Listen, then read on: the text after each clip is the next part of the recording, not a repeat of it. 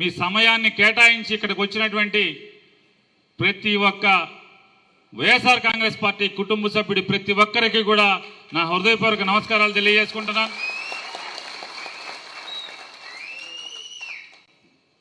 ఇవాళ మీ అందరితో కలిసి అసలు మాట్లాడాలి అనుకున్నటువంటి అంశాలు ఏంటి అనే దాని మీద చెప్తే,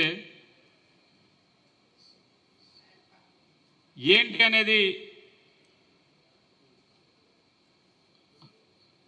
అనేది మనం మీకు చెప్పదలుచుకుంటే, ప్రభుత్వం అంటే జగన్మోహన్ రెడ్డి గారి ప్రభుత్వం పడిపోయిన దగ్గర నుంచి ఈ కూటమి మాయ మాటలతో జనాలకి అరచేతిలో వైకుంఠం చూపించి గద్దెనెక్కినటువంటి ఈ కూటమి ప్రభుత్వం ఎక్కిన దగ్గర నుంచి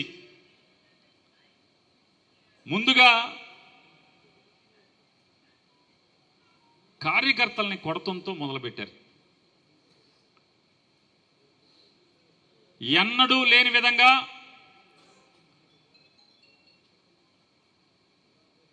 ఎలక్షన్లో గెలిచి ఎమ్మెల్యే అభ్యర్థిని పెట్టుకుని ఊరేగటం ఒక తంతు అయితే, కొత్త తంతు పేట పేట గ్రామ గ్రామంలో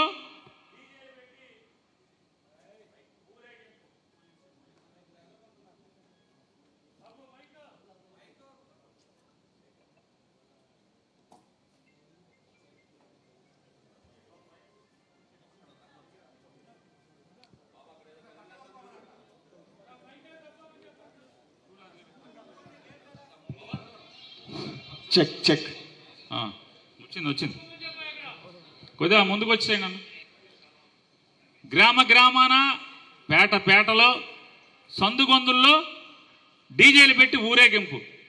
ఆ ఊరేగింపు ఎందుకయ్యా అంటే, అప్పుడు దాకా ఓట్లు అడిగేదాకా జగన్ గారి ప్రభుత్వం అమ్మేటువంటి మందు కల్తీ మందు, తాగితే చచ్చిపోతారు, లివర్ పోద్ది, కిడ్నీలు పోద్ది అన్నటువంటి ప్రచారం చేసిన ఈ కూటమి కార్యకర్తలే ఆ జగన్ గారి మందు షాపులు ఏదైతే ప్రభుత్వ షాపుల్లో ఉన్న సరుకే కొనుక్కొచ్చి ఫుల్గా తాగి బజార్లు వెంబట పడి మందు సామాను ఎవడింటో వేస్తున్నారా అంటే, వైఎస్ఆర్ కాంగ్రెస్ పార్టీ జగన్ జెండా మోసినోడి ప్రతి ఇంట్లో కూడా అవాయిస్ వాయిల్ వేయటం, మందు సామానుకు వేయటం, సిమటాపకాయ జల్లేయటం, పైశాచిక ఆనందం. ఇంట్లో ఆడవాళ్ళు ఉంటారే, ఈ విష సంస్కృతి ఏంటి, ఈ రాక్షస సంస్కృతి ఏంటి, ఎవడ పార్టీకి ఆడి పోటీ పని చేసుకుంటాడు కదా అనేటువంటి ఇంగిత జ్ఞానం, విచక్షణ, బుద్ధి కూడా లేకుండా మందు సామాన్ని ఆడి ఇంట్లోకి వేయటం.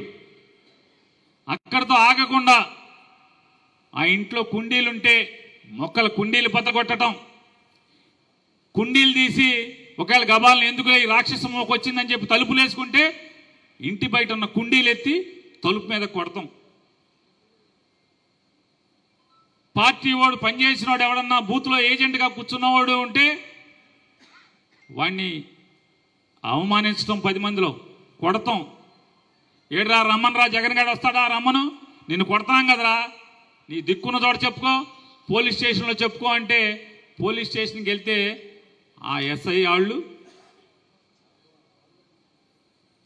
ఇవన్నీ ఎలక్షన్లో మావులేనండి, 4 రోజులు ఓర్చుకోండి, ఇప్పుడే కదా గెలిచారని చెప్పని వాళ్ళు పత్తిత్తు కబుర్లు చెప్పటం, ఇవన్నీ మీరు అనుభవించడం అయిపోయింది.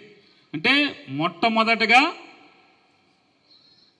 చంద్రబాబు నాయుడు 4వ తారీఖు గెలిచినప్పటికీ 12వ తారీఖు దాకా ఎందుకు ప్రమాణ స్వీకారం చేయలేదంటే, వైఎస్ఆర్ కాంగ్రెస్ పార్టీ జెండా మోసినోడినల్లా మీ కక్ష ఉన్న చోటల్లా మీ ఇష్టం వచ్చింది చేసుకోండి, మొత్తం గవర్నర్ మీదకి, ఎలక్షన్ కమిషన్ మీదకి వెళ్ళిపోతుంది, మన ఖాతాలోకి రాదు అనేటువంటి బరితెగింపు చంద్రబాబు నాయుడులో, పవన్ కళ్యాణ్లో వచ్చింది. కాబట్టి ఇవాళ ఆ రకమైనటువంటి తప్పుడు ఆలోచనతో వాళ్ళ లక్ష్యం ముందుగా వైఎస్ఆర్ కాంగ్రెస్ పార్టీకి పేట పేటలో, గ్రామ గ్రామాల్లో జెండా మోసేవాడు ఉండకూడదు, భయపడి పారిపోవాలి, ఇంట్లోంచి జగన్ పేరు చెప్తే బయటికి రాకుండా ఉండాలి అనే లక్ష్యంగా వేటాడటం అయిపోయింది. నెక్స్ట్ ఎవరెవరైతే పార్టీకి పనిచేస్తుంటారో మండల స్థాయిలో లేదా జిల్లా స్థాయిలో రాష్ట్ర స్థాయిలో పనిచేస్తున్న వాళ్ళని కట్టడి చేయాలి, వాళ్ళని భయపెట్టాలి.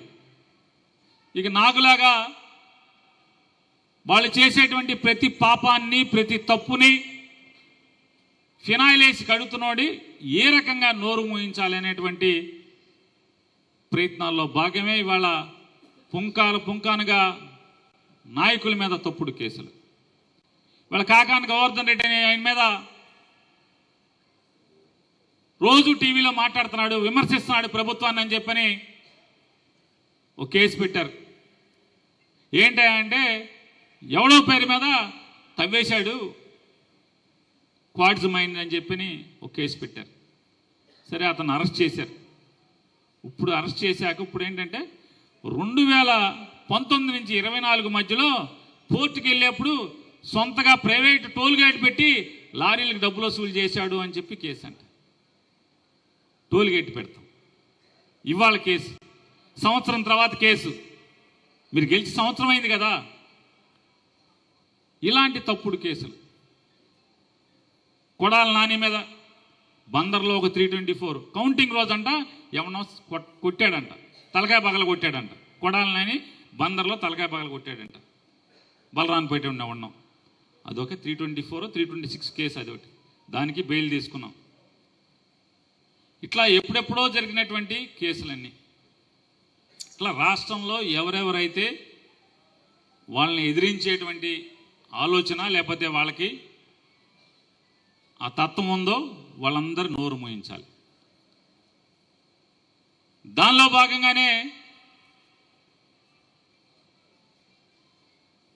నా మీద, నా భార్య మీద మొట్టమొదటిగా రేషన్ షాపు బియ్యం కేసు అని మొదలుపెట్టారు. దాని నేపథ్యం అసలు ఫస్ట్ జరిగిన వాస్తవాలు మీకు అప్పుడే చెప్పాల్సింది. సర్లే, మామూలుగా ఆ డిపార్ట్మెంట్లో నేను చేసినది ఏంటంటే, నేను కానీ మా అత్తమామలు కానీ అందరం కలిసి 2 గోడౌన్లు కట్టాం అద్దెకి ఇవ్వటానికి. అద్దెకిచ్చి ఇవాళ కాకపోతే దాని అప్పు తీరిపోయాకైనా సరే మెల్లగా ఎన్నాళ్ళు తిరుగుతాం, కొన్నాళ్ళకి రిటైర్ అవ్వాల్సిందే కదా.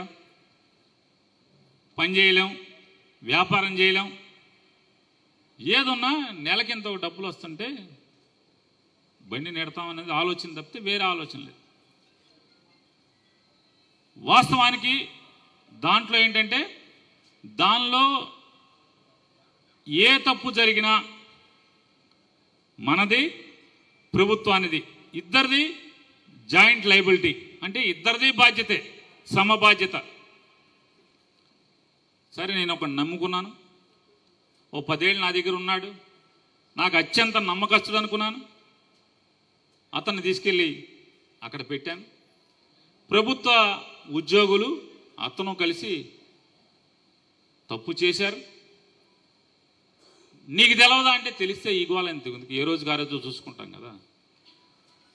మనం మనుషులను నమ్ముకున్నాం కాబట్టి, రోజు రాజకీయాలు తిరుగుతున్నాం కాబట్టి నమ్మకస్తుడి కోసం అనుకున్నాం, ఎత్తుక్కున్నాం, పెట్టాం.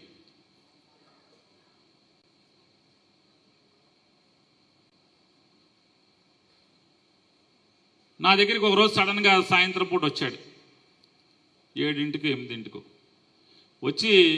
అంటే అప్పటికేమైందంటే, కొల్లు రవీంద్ర చంద్రబాబు నాయుడుతో మాట్లాడి గోడౌన్లు ప్రభుత్వం నుంచి ఖాళీ చేయించండి అని చెప్పని వెళ్ళి అడిగాడు. చంద్రబాబు నాయుడు బందరు వచ్చాడు, ఏదో మున్సిపాలిటీలో రోడ్లు ఊడ్చే వాళ్ళందరినీ కూడా టీటీడీలో మీటింగ్ పెట్టాడు. ఆ రోజు వాళ్ళ యూనిఫామ్లు వేసుకుని, ఏది మన శానిటేషన్లో వర్కర్లందరినీ కూడా పక్కన కూర్చోబెట్టుకుని టీ తాగటం, వాళ్ళతో కబుర్లు చెప్పడం. ఆ ఫోటో మళ్ళీ వెళ్ళిపోయింది. ఇక వాళ్ళకి జీతాలు వచ్చినాయా రావట్లేదా అది మీకు తెలుసు, భగవంతుడికి తెలుసు. ఆ రోజు ఫోటోకి మాత్రం స్వచ్ఛ భారత్ అని చెప్పని వచ్చి ఫోటో దిగి, ఆ రోజున ఆ గోడౌన్లు ఖాళీ చేయండి అని చెప్పని చంద్రబాబు చెప్పటం. వెంటనే వాళ్ళు శరవేగంగా దాంట్లో ఉన్న సరుకు అంతా కూడా బయటికి తోలుకునే పనిలో ఉన్నప్పుడు ఒకరోజు వచ్చాడు. సార్ షార్టేజ్ కనపడుతున్నాడు. షార్టేజ్ ఎందుకే అని చెప్పి గట్టిగా అరిచాను, ఎందుకు వస్తుంది షార్టేజ్ అయ్యి. సరే వెంటనే నాకు ఈ వ్యవహారం మీద పెద్ద అనుభవం లేక ఒక రైస్ మిల్లర్ని పిలిచి తీసుకునేది మొత్తం బస్తాలన్నీ లెక్కెట్టించాం. తేడా కనపడుతుంది, బాగా అందరినీ తిట్టి. రెండోది ఏంటంటే దాంట్లో నేను పెట్టుకున్నది ఎవరినాయా అంటే నేనెవరిని ఉద్యోగానికి పిలిచిపెట్టల. ఒక ఆయన ఇక్కడే ఉన్నాడు, ఈ పేట ఆయన ఇబ్బందుల్లో ఉంటే ఓ రోజు వస్తే సరే అక్కడికి వెళ్ళి పనిచేయమని చెప్పాను.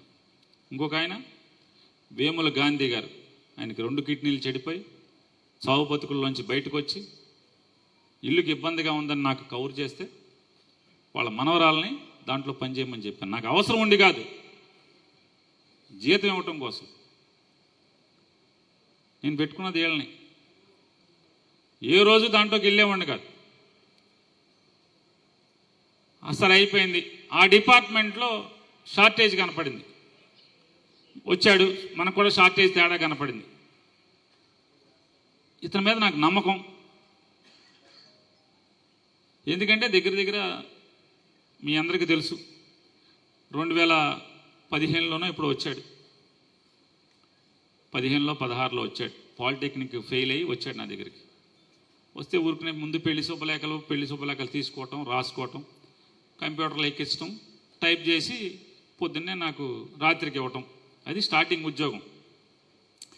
అక్కడి నుంచి ఎన్ని లావాదేవీలు చేసినా లెక్కలు చేసినా ట్రయల్ చూస్తే నమ్మకంగా కనపడుతున్నాడు. గాడెల్లి డేవిడ్ దగ్గర రాజా అని ఒక అతను ఉంటాడు. అంతే, నమ్మకం కుదిరినప్పుడు ఏం చేస్తాం, ఏదున్నా వాళ్ళ మీద నడిపిస్తూ ఉంటాం. నడుస్తూ ఉంటే సరే ఇతన్ని మంచోడు ఏంటి ఎందుకే అన్న, ఏంటి అంటే నన్ను ఎలక్షన్ డ్యూటీకి కిట్బాబు రమ్మన్నాడు, నేనును ఖలీద్ ఇక్కడే ఉన్నాడు. ఖలీదు బయటకు వచ్చేసాం, గాంధీ గారి మనవరాలు తప్పు చేసినట్టుంది అయ్యి నాతో వచ్చి. సరే అందరినీ కేకలేసి తిట్టి ఏం చేస్తాను, నాకు కర్మ మిమ్మల్ని నమ్ముకున్నందుకు అని చెప్పి వెంటనే జాయింట్ కలెక్టర్ గారికి లెటర్ ఇచ్చాం. ఇట్లా మా దాంట్లో షార్టేజ్ కనపడిందని మా మేనేజర్ వచ్చి చెప్పాడు. మేము వెళ్ళి చూసుకుంటే నాకు కూడా అనిపించింది. కాబట్టి వెంటనే దాన్ని ఇన్స్పెక్షన్ చేసి ఆ ఇన్స్పెక్షన్ అయ్యాక మీకు కూడా తేడా అనిపిస్తే మీరు మాది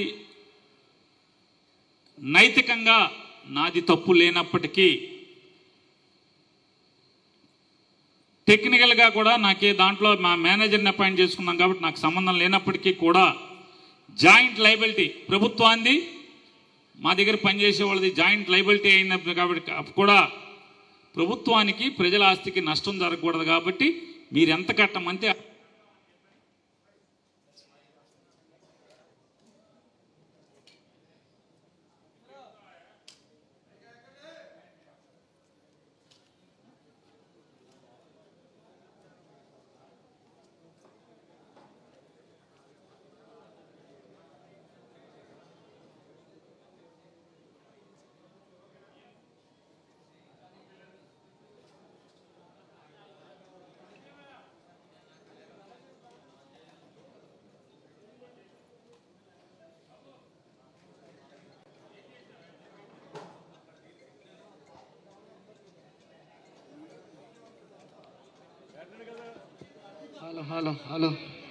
హలో మణి ఆ నుంచున్న వాళ్ళు తప్పుకోండి.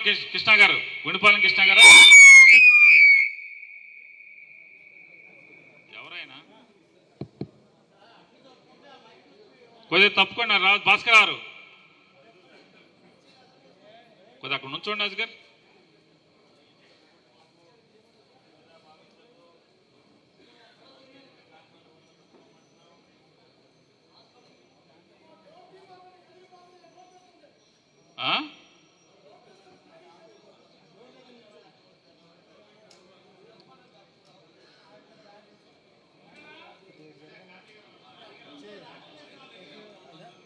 కాదు డబ్బులు కడతానని చెప్పించి అజగారు కొద్దిగా నాకు చూసుకో నువ్వు కొంచెం.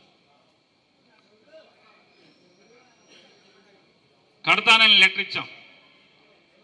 జాయింట్ కలెక్టర్ గారు గోడౌన్కి వెళ్ళింది. జిల్లా అధికారులందరినీ కూడా తీసుకెళ్లారు. ఆవిడ ఇన్స్పెక్షన్ చేశారు, బస్తాలన్నీ లెక్క పెట్టుకున్నారు. ఆవిడ స్వదస్తూరితో రిపోర్ట్ రాసుకున్నారు. ప్రస్తుతం ఉన్న జాయింట్ కలెక్టర్ గారే ఏదో ఇన్ని బస్తాలు షార్టేజ్ కనపడుతుంది, దీనికి నన్ను ఏం చేయమంటారని చెప్పని పైకి కూడా లెటర్ రాసింది.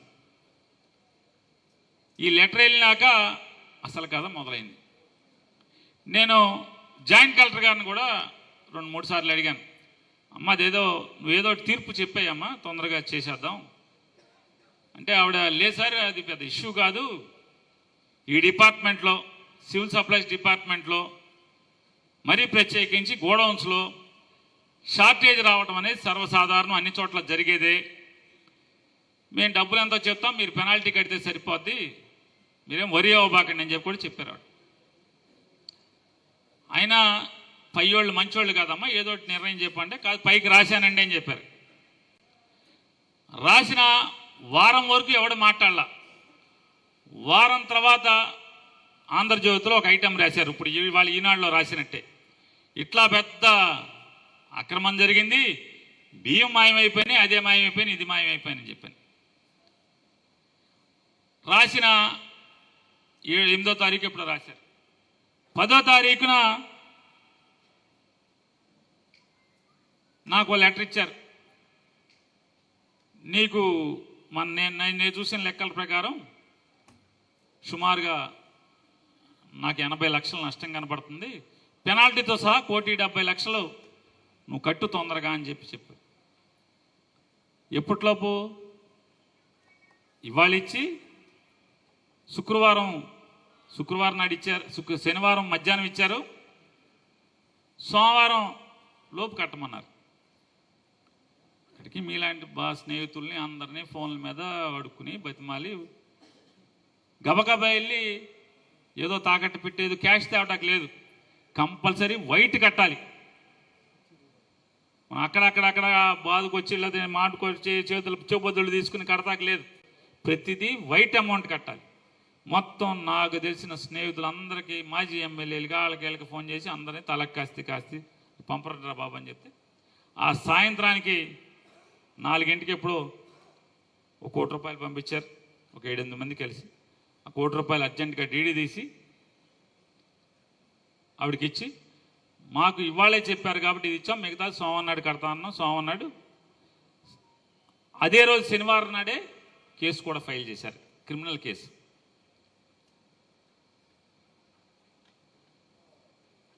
రాష్ట్రంలో సివిల్ సప్లైస్కి సంబంధించి ఆంధ్రప్రదేశ్ రాష్ట్ర ప్రభుత్వంలో సివిల్ సప్లైస్ డిపార్ట్మెంట్ ఏర్పడిన దగ్గర నుంచి మనకు జరిగినటువంటి సంఘటన వరకు ఒక్క క్రిమినల్ కేసు కూడా లేదు. ఏదన్నా జాయింట్ కలెక్టర్ దగ్గర, ఆర్డీఓ దగ్గర వాదనలు వింటాం, ఇంత పెనాల్టీ కట్టు అని ఆర్డర్ ఇవ్వటం, డీడీ తీసుకోవటం, ఫైల్ క్లోజ్ చేయటం అయిపోయింది కదా. సరే, మన తర్వాత కాకినాడలో సీజ్ ద షిప్ చూశారు కదా, 22,000 మెట్రిక్ టన్నులు 31 గోడౌన్లో 13 మంది గోడౌన్ ఓనర్లు, వాళ్ళ గోడౌన్లో ఉన్నటువంటి 22,000 మెట్రిక్ టన్నులు. మన 2 గోడౌన్లో కూడా మొత్తం కలిపినా 10,000, అంటే మొత్తం స్టాక్ అంతా కలిపి 10,000 గోడౌన్లు ఉండదు. 22,000 మెట్రిక్ టన్నుల సివిల్ సప్లైస్ ధాన్యాన్ని పట్టుకున్నాము, సీజ్ ద గోడౌన్ అన్నారు. అయిపోయింది కదా. అయిపోయాక వాళ్ళు కోర్టుకు వెళ్ళారు, కోర్టు బ్యాంక్ గ్యారెంటీలు పెట్టి ఆ బియ్యం వదిలేయమంది. ఆ బియ్యం వదిలేసి మళ్ళీ షిప్లోకి వెళ్ళాక షిప్లోకి వెళ్ళి సీజ్ ద షిప్ అన్నారు. ఆ సీజ్ ద షిప్ బియ్యం ఏమిని ఎక్కడున్నాయి? ఓడలోంచి దింపారు కదా, దింపిన బియ్యం ఏమైనా పోని ఆ బియ్యం ఎక్కడెక్కడి నుంచి వచ్చినాయా అని చెప్పని వెనక్కి లెక్క చూస్తే 120 మంది దగ్గర రైస్ మిల్లర్స్ దగ్గర నుంచి వచ్చినాయి. 120 రైస్ మిల్లర్స్ నుంచి ఈ 31 గోడౌన్లోకి ఈ 22,000 మెట్రిక్ టన్నులు పెట్టారని చెప్పి ఇదంతా ప్రభుత్వ రికార్డే, నేనేది బొంకట్ల. ఈ రోజు దాకా సీజ్ ద గోడౌన్ కానీ సీజ్ ద షిప్ కానీ అయిన తర్వాత కూడా ఒక్కడి మీద కూడా క్రిమినల్ కేసు లేదు. నా ఒక్క రాష్ట్రంలో నాకు ముందు లేవు, నాకు తర్వాత లేవు, నా మీద ఒక్కడి మీద తప్పితే ఎవడి మీద క్రిమినల్ కేసులు లేవు. వాస్తవంగా బయటోడు ఎవరిని నమ్మని నమ్మండి, నా దగ్గర పనిచేసే మేనేజరు పోలీసులు అరెస్ట్ చేసి తీసుకొచ్చి అతనికి 5 బ్యాంక్ అకౌంట్లు ఉన్నాయి, 5 బ్యాంక్ అకౌంట్లో లక్షల టర్నోవర్ ఉంది అని పోలీస్ స్టేషన్ నుంచి మనతో ఉండేటువంటి, అంటే ఆ ఉద్యోగంలోకి రాకముందు నుంచి మనతో ఉండేటువంటి ఒక మనిషి ఫోన్ చేసి, నాకు కూడా కాదు బాబ్జీకి ఫోన్, బాబ్జీకో సుబ్బన్నకో చేశారు, నాకేమంటే ఫోన్ నాకు ఇచ్చారు. మాట్లాడా, అన్నయ్య నేను ముంచేశాడు మీ మేనేజరు అని. ఏంటంటే బ్యాంకులో ఇంత ట్రాన్సాక్షన్స్ ఉన్నాయి, నీ బ్యాంక్ అకౌంట్ పుస్తకాలని తెచ్చారు పోలీసులు వెళ్ళి, మా సిఏలు తెస్తే నీదేమో సంవత్సరానికి 10 పేజీలు 15 పేజీలు ఉన్నాయి, ఆడి 100 పేజీలు ఉన్నాయి, నేను ముంచేశాడని ఫస్ట్ అతను చెప్పే వరకు నాకు కూడా తెలియదు. వెంటనే ఆయన ఇంట్లో మనిషికి వెంటనే నేను పిలిచి ఫస్ట్ చెప్పింది ఆయన ఇంట్లో మనిషికి, ఇదిగో మనోడు ముంచేశాడేమన్నాను. అదేంటనే అంత మాట అంటావని, నాకు ఇప్పుడు దాకా నాకు తెలియదు కదా ఇదే అని. ఇది జరిగింది యథార్థం, మీకు ఇందులో ఎవడు కావాలంటే వాళ్ళందరూ సాక్ష్యాలు ఉన్నారు.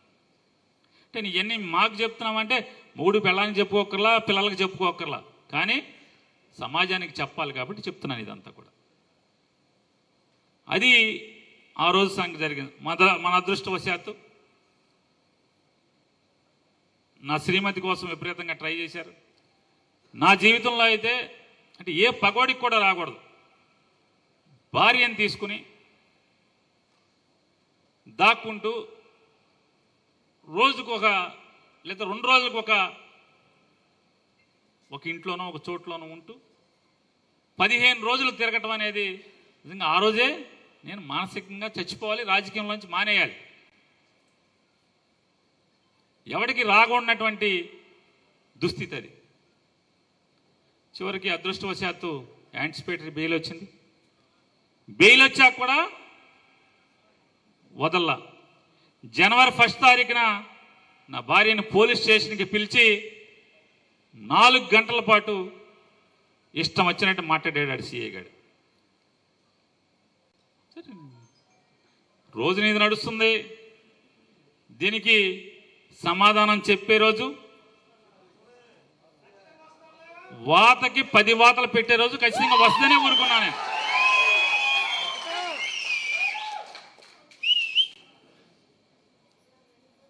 సరే అది అయిపోయింది. అప్పుడు మన ప్లేడర్ అయినటువంటి, అంటే మనకి టీంలో పెద్దోడుగా ఉన్నటువంటి వరదా గారు కానీ, ఆయనతో పనిచేసినటువంటి చాలామంది ఇక్కడ కూడా వాళ్ళ మీటింగ్ కూడా వచ్చారు కొంతమంది, మన లీగల్ టీంలో చాలామంది. వీళ్ళందరూ కలిసి నాతో చెప్పింది, దయచేసి మేడం గారికి బెయిల్ వచ్చే వరకు నువ్వు నోరు తెరవబాకు, ఇప్పబాకు, మాట్లాడబాకు అని నన్ను అందరూ బతిమాలారు. నువ్వు ఎట్టపోయినా పర్లా, ఇంటావిడు కదా, వద్దని చెప్తే నేను మాట్లాడాల.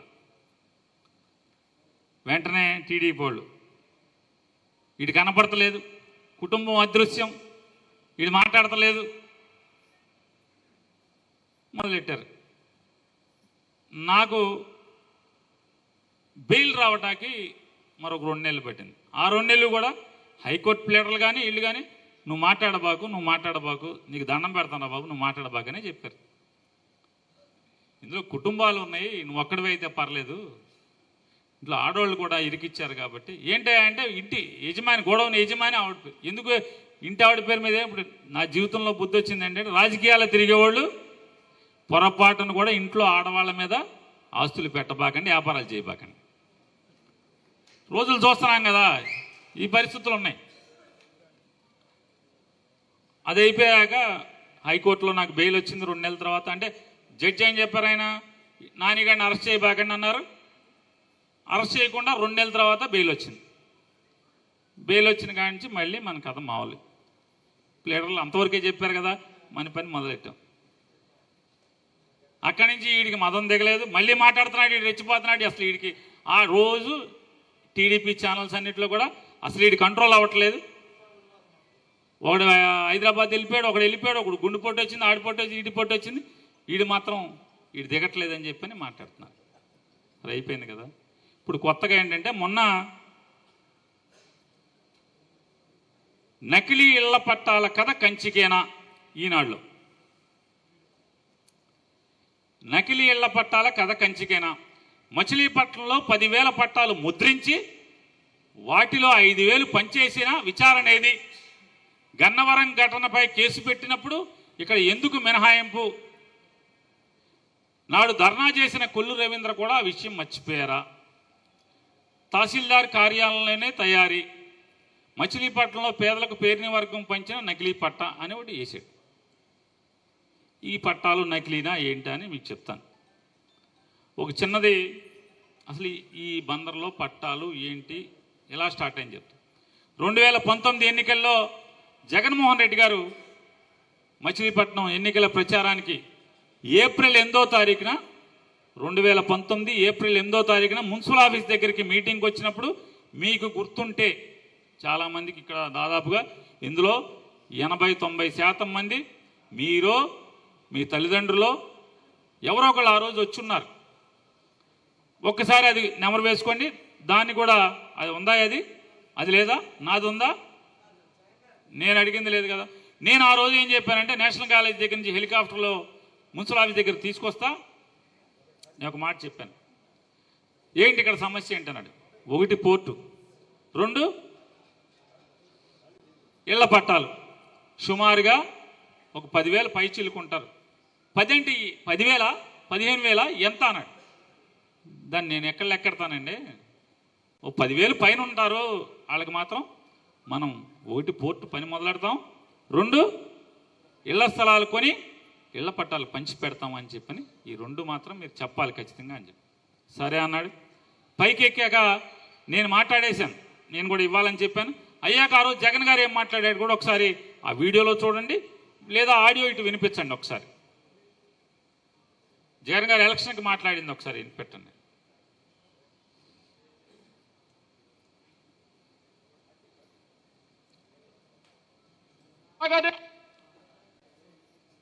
రేపొద్దున దేవుడు ఆశీర్వదించి మనందరి ప్రభుత్వం అధికారంలోకి రాగానే జగన్ అనే నేను మీ అందరికీ హామీ ఇస్తా ఉన్నా. ఇక్కడికి వచ్చేటప్పుడు నాతో అన్నాడు, దాదాపుగా 10,000 పైసలకు మంది అప్లికేషన్లు పెట్టుకున్నారన్న ఇళ్ల స్థలాల కోసం. ఏ ఒక్కరికి ఇళ్ల స్థలాలు రాలేదని చెప్పాడు.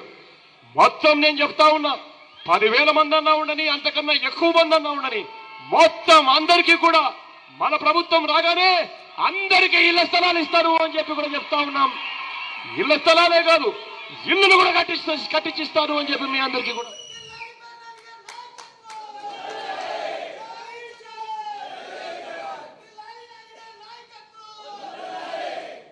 ఇళ్ల పట్టాలు కార్యక్రమం స్టార్ట్ అయింది. స్టార్ట్ అయ్యాక సీఎం ఆఫీస్ నుంచి ఒక అధికారి వచ్చి, ఇదేంటా ఎంతమంది ఉన్నారు ఇక్కడ, ఇన్ని వేల మందికి ప్రభుత్వం మీద బోళంత భారం పడుతుంది, తీసుకెళ్ళి కరగ్రహారం క్యాంబెల్పేట దాటిన తర్వాత ఇదంతా బోళంత పర్ర ఉంది కదా, మొత్తం ఇన్ని వేల మందికి అక్కడ ఇచ్చేసేయండి అని చెప్పాడు. కలెక్టర్ని వీళ్ళందరం తిట్టి వెళ్ళాడు. నేను వెంటనే తెల్లారి పొద్దున్నే జగన్ గారి దగ్గర ఇంటికి వెళ్ళి ఆయన మాట్లాడిన వీడియో చూపించి, మనమేమో ఎలక్షన్లో ఇట్టా మాట్లాడి మీ ఆఫీసర్ ఏమో వచ్చి ఇట్టా మాట్లాడితే 2 మీరు గుర్తుపెట్టుకోండి. జగన్ గారితో నేను మాట్లాడిన మాట సార్, మీరు నా దగ్గరే కాదు రాష్ట్ర వ్యాప్తంగా కూడా ఒకసారి గుర్తుపెట్టుకోండి. అధికారులకు చెప్పండి, జిల్లా కలెక్టర్లకు చెప్పండి, మనం ఇచ్చేది గత్యంతరం లేక, గతి లేక, అంటే అద్దులు కట్టలేని స్థితిలో కూడా పాచి పని కూలి పని చేసుకునే వాళ్ళు కూడా ఎవడో ఒకటి పంచన తలదాచుకుంటున్నారు, అద్దెకుంటున్నారు.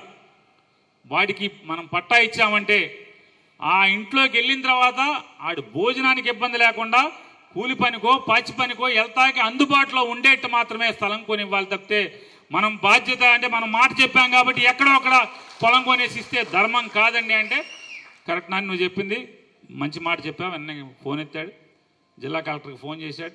అప్పుడు ఉన్నటువంటి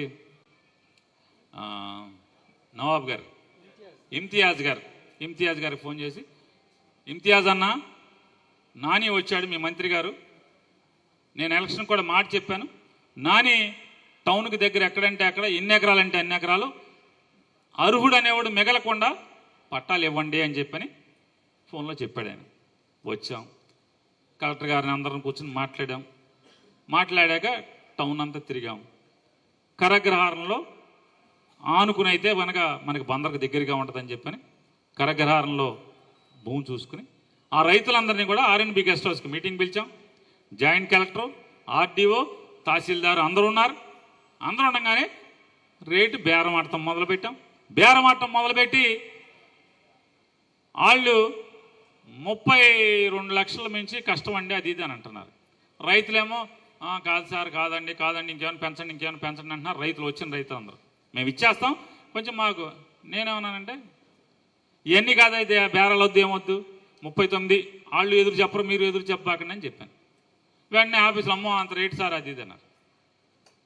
మీరు ఒకసారి ఒకటి గుర్తుపెట్టుకోండి, ఒక రైతుని లేదా భూమిని నమ్ముకున్న వాడిని తాతల నుంచి తండ్రుల నుంచి భూమి వచ్చేవాడిని ఫర్ ఎవర్ అంటే జీవితాంతం ఆ భూమితో బంధం లేకుండా వాడిని తీసి బయటికి తోస్తున్నప్పుడు వాడు నవ్వుతా భూమి ఇచ్చి వెళ్ళాలి తప్పితే ఏడుస్తానో కోర్టులకు వెళ్ళేట్టుగా భూమి ఇవ్వకూడదని చెప్పి నేను చెప్పాను.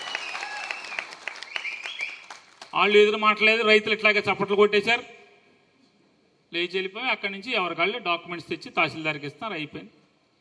సరే ఇక భూమి ఎంఆర్ఓలు వాళ్ళు తిరుగుతున్నారు, భూమి కొన్నారు. నెక్స్ట్ గిలకలదండి ఎక్కడ ఇవ్వాలి అని అంటే ప్రసాదు ఆ గిలకలదండి మన బ్యాచ్ అందరూ కలిసి సకల్ నగర్ పక్కన ఇవ్వండి అని చెప్పారు. వెంటనే అది పోర్టు భూమి అంటే పోర్టు డైరెక్టర్ దగ్గరికి నేను ఫోన్లో మాట్లాడి ఆ డైరెక్టర్ని నాకు అప్రూవల్ కావాలి, ఇన్ని ఎకరాల ల్యాండ్ సీఎం ఆఫీస్ నుంచి కూడా ఫోన్ వస్తుంది నీకు అని చెప్పి ఇక దాన్ని లైట్గా పలచగా నీళ్లు ఉన్నాయి, దానికి నీళ్లు కట్టేసే పని మొదలుపెట్టారు. మొదలు పెట్టంగానే ఇప్పుడు ఏజీపీగాను ఏపీపీగాను ఒక అతనున్నాడు, తిరుమాని కృష్ణ భగవాన్ అని కుళ్ళు రవీంద్రకి సొంత మేనత్త మనవడే ఇది అవుతాడు. తేజ అనేది ఉంది పేరు, అతని పేరు మేనమాం కొడుకు. ఆ మేనమాం కొడుకా తేజ? మేనత్త మనవడా?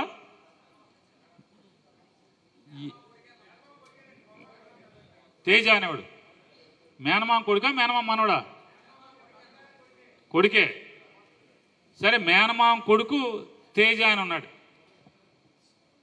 అతను ఈ తేజకి ఇంకోటి కూడా కాదా, దానికి చెప్తాను జరిగిన వాస్తవం. ఆ తేజతో హైకోర్టులో వేయించాడు. మీకు గుర్తుంటే గిలకలు నిన్న వాళ్ళు గుర్తుంచుకోండి, మళ్ళీ జ్ఞప్తికి తెస్తున్నా. హైకోర్టులో వేసి అదంతా కూడా సిఆర్జెడ్ భూమి, దాంట్లో ఎట్లా పట్టాలు ఇస్తారు అని చెప్పని అంటే భయం, గిలకలు నిన్న వాళ్ళకి పట్టాలు ఇచ్చేస్తున్నాడని చెప్పని. ఆయన ఎవడు 5 ఏళ్ళు మంత్రిగా భోగం అనుభవించాడు. గర్వంగా చెప్తాడు ఓట్ల కోసం అయితే నేను మత్స్య కార్మికుడిని, ఇళ్ళు లేని నిరుపేదలకు మత్స్య కార్మికులకి పట్టా ఇవ్వటానికి మాత్రం ధ్యాస ఉండదు, సోయి ఉండదు. వెంటనే కోర్టులో వేస్తే కోర్టు దాన్ని ఆపేయమని చెప్పని ఇచ్చింది. గుర్తుందా అండి?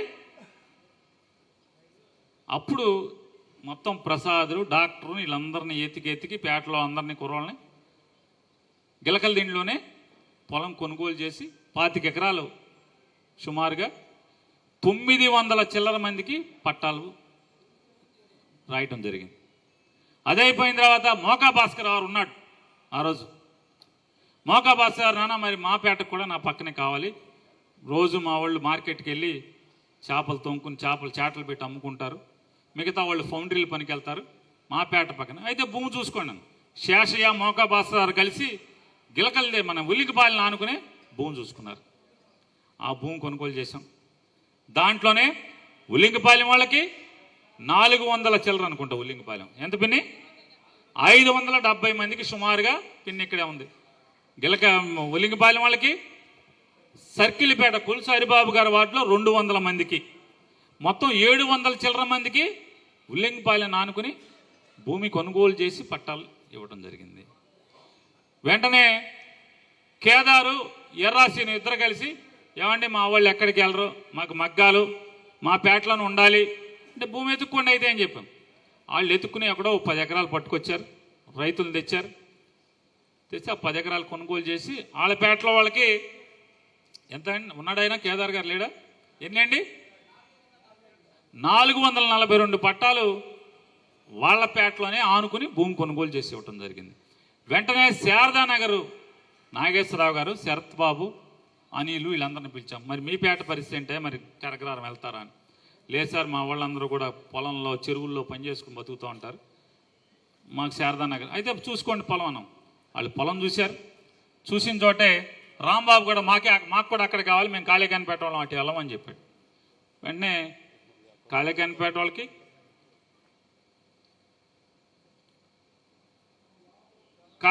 వాళ్ళకి అంటే శారదానగర్ వాళ్ళకి 423 మందికి, అట్లాగే మిరియాల రాంబాబు గారు 30వ వార్డు వచ్చేప్పటికి బసవపూర్ణమ్మ గారికి 241 మందికి, అలాగే చింతాగిరి మౌనిక గారు వాళ్ళకి ఎంతమంది ఉన్నారు? ఆవిడ ఎంతమందిరా? 360 మంది. 360 మందికి ముగ్గురికి కూడా శారదానగర్ను ఆనుకున్నటువంటి రుద్రవరం రెవెన్యూ భూమిలో కొనుగోలు చేసి అందరికీ కూడా పట్టాలు ఇవ్వటం జరిగింది. మిగతా అందరికీ 15,492 మందికో కరగ్రహారంలో, మిగతా ఉన్న బందర్లో ఉన్నటువంటి ప్రతి ఒక్కరికి కూడా ఒక్క కుమ్మరగూడెంలో 200 మందికి తప్పితే, కుమ్మరగూడెంలో 200 మందికి, అలాగే కేంద్రీయ విద్యాలయం ఎదురుగుండా ఉన్నటువంటి వైఎస్ఆర్ కాలనీలో శ్మశానంలో బొత్సుల అర్జునుడి గారు మున్సిపల్ చైర్మన్గా ఉన్నప్పుడు ఇళ్ళు వేసుకున్నటువంటి వాళ్ళకి కానీ, లేదా నోబుల్ కాలేజీ మన థామస్ కవిత గారి ఇంటి ఎదురుగుండా డొంకల వాళ్ళకి కానీ, లేదా నక్కలతోట సాయిబాబా గుడి దగ్గర ఆ డొంకలలో వేసుకున్న వాళ్ళకి కానీ, లేదా నేషనల్ కాలేజీ వెనకాల కానీ, నేషనల్ కాలేజీ ముందు కరెంటు కాలనీలో 100 అడుగుల రోడ్లో వెంకటలక్ష్మి గారు మున్సిపల్ చైర్మన్గా ఉన్నప్పుడు అప్పుడు అంటే బ్రాహ్మణయ్య గారు ఎమ్మెల్యే అప్పుడు వేసుకున్న వాళ్ళకి కానీ, ఇట్లా కొంతమందికి తప్పితే, అట్లాగే మన ఎఫ్సిఐ గోడౌన్స్ ఎదురుకుండా ఎన్టీఆర్ కాలనీ వాళ్ళకి కానీ అందరిని అడగటం జరిగింది, మీరు కరగ్రహారం వెళ్ళిపోతారా ఏంటి పరిస్థితి? బాబు నువ్వు ఇచ్చే పట్టా కోసం మేము అక్కడికి వెళ్ళాం, నేను ఇక్కడే పుట్టాను, మా అమ్మ నాన్న చచ్చిపోయారు, నాకు పెళ్ళైంది, నేను ఇక్కడే ఉంటున్నాను, నాకు పిల్లలు వచ్చేసారు, మేము ఇక్కడి నుంచి వెళ్ళాం, ఏమైనా ఇవ్వగలిగితే ఇవ్వు అని చెప్పారు. వెంటనే నేను కలెక్టర్ ఇమ్తియాజ్ గారిని తీసుకుని నా కారులో ఎక్కించుకుని, అంటే కలెక్టర్ నీ కారు ఎక్కుతా అంటే మరి నేను మంత్రిని కదా,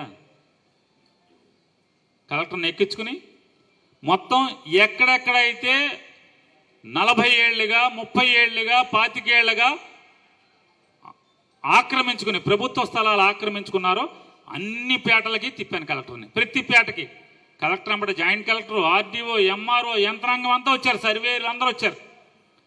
అన్నీ చూసి ధర్మంగా చెప్తున్నారు, పేదరికం కనపడుతుంది, దయనీయంగా ఉంది.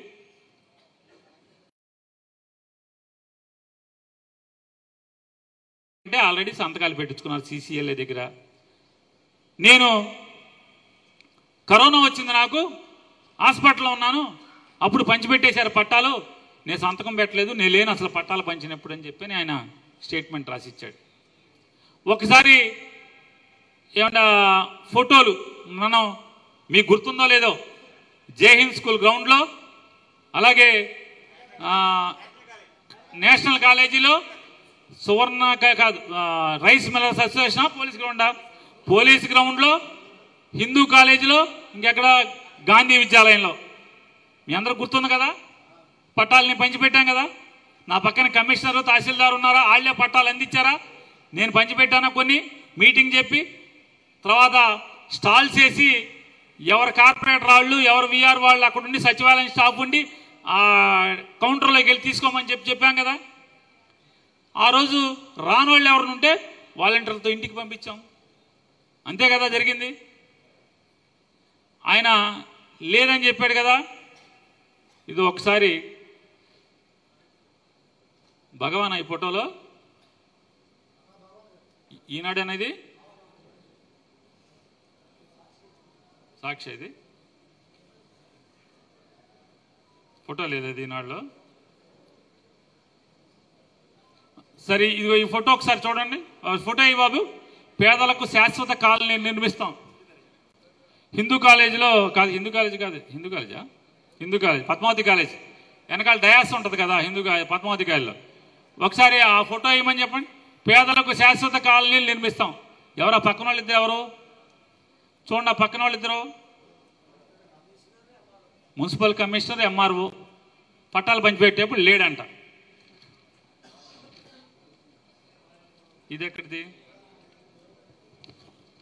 ఈనాడులో ఫోటో వేసేటువంటి మనసు లేదు కాబట్టి దాంట్లో వేసాడు, కవరేజ్ చేశాడు.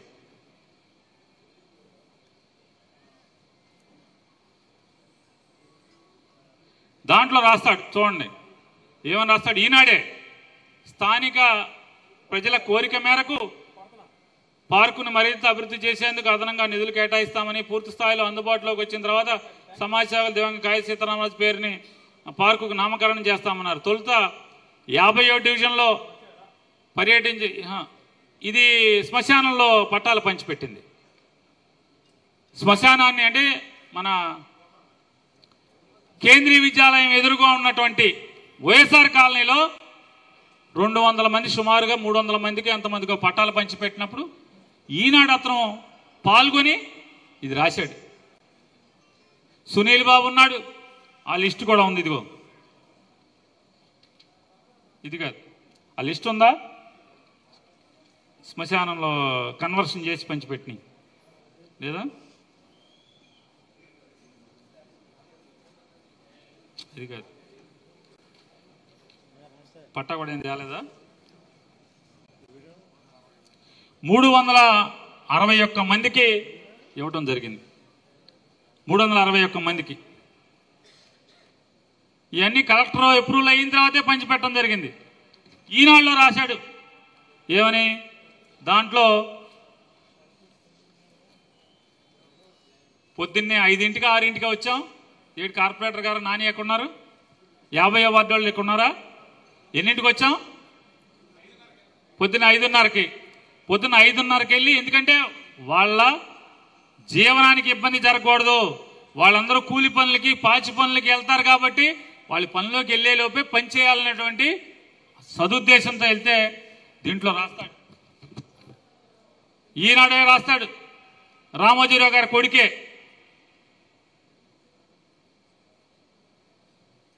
ఇరవై 29వ డివిజన్లో మంజూరైన ముద్రా రుణార్హత పదవి కాదు, 290 మంది లబ్ధిదారులకు ఇళ్ల పట్టాలు పంపిణీ చేశారు 50వ డివిజన్లో. దాంట్లో సునీల్ బాబు పాల్గొన్నాడు, నగరపాలక కమిషనర్ పాల్గొన్నాడు, రాస్తాడు. ఈనాడే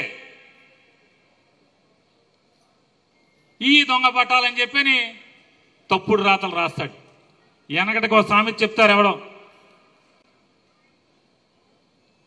ఊరందరూ ఓడు రోజు కాల్చుకు తినేవాడంట. ఆడి చండాలమైన పనులతో, ఆడి స్వార్థంతో. ఆఖరికి తండ్రి వెనకటికి ఆ ఊళ్ళో నూతులకి పళ్ళాలు ఉంటాయి తెలుసు కదా. నూతి వరల చుట్టూ ఉండేటువంటి నీళ్లు బురద అవ్వకుండా, బురద నీళ్లు లోపలికి వెళ్లకుండా చుట్టూ అంచు కడతారు, దాన్ని పళ్ళెం అంటారు. అంటే కొత్తగా నూతులు ఎవరికి తెలియదు కదా, అందుకు చెప్తున్నా. ఇప్పుడు ఎవరికాడికి బటన్ వేయటం మోటార్ రావటమే కదా.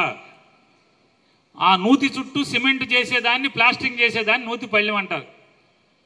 వెనకడ కూడా తండ్రి ఆయుడు ఊరందరిని కాల్చుకు తినేవాడు రోజు నూతి పళ్ళెం దగ్గర అశుద్ధానికి వెళ్తున్నాడు, మల విసర్జనకి వెళ్తున్నాడు. ఏమో ఇదెక్కడ దరిద్రం రా బాబు, ఈ భగవంతుడు తీసుకెళ్దాం అనుకున్నాను. అయిపోయింది. కొడుకు వచ్చాడు, పోన్లేరా బాబు ఈ బాధలు మనకు వెళ్ళి నూతిపల్లెం దగ్గర దరిద్రం చేసేది లేదులే అనుకుంటే కొడుకు వచ్చి సరాసరి నూతులోనే వెళ్తాం స్టార్ట్ చేశాడంట. అట్టా ఉంది ఈనాడు పేపర్ తంతు. సిగ్గు శరం లేకుండా వాళ్ళే ఎంఆర్ఓ ఇళ్ళు కలిసి పట్టాలు పంచిపెట్టారని రాస్తాడు 3 ఏళ్ల క్రితం. ఇవాళేమో దొంగ పట్టాలని చెప్పి రాస్తాడు.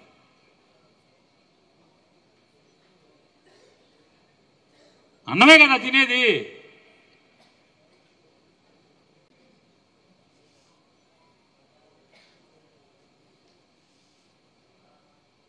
ప్రభుత్వం ఇచ్చిన ఇంటి స్థలాన్ని నిలుపుకోండి.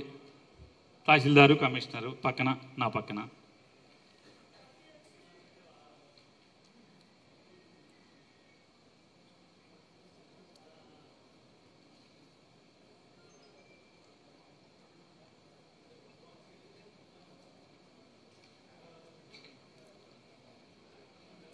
ఇళ్ల పట్టాలు పంచి పెడతానని పక్కన మున్సిపల్ కమిషనర్ వీళ్ళందరూ కూడా ఉన్నారని ఇదే పేపరే. ఈనాడు గౌతమ్ రెడ్డి అని విజయవాడ ఆయన గెస్ట్గా వచ్చాడు, ఆయన కూడా పంచాడని రాశాడు. ఇంకేంటి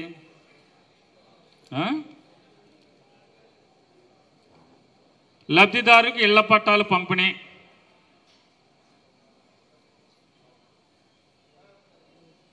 ఏఎంసీ చైర్మన్ అచ్చాబా గారు కూడా ఉన్నారు, తహసీల్దార్తో పాటు కమిషనర్తో పాటు దాదా గారు వీళ్ళందరూ ఉన్నారని చెప్పి దీంట్లో రాస్తాడు.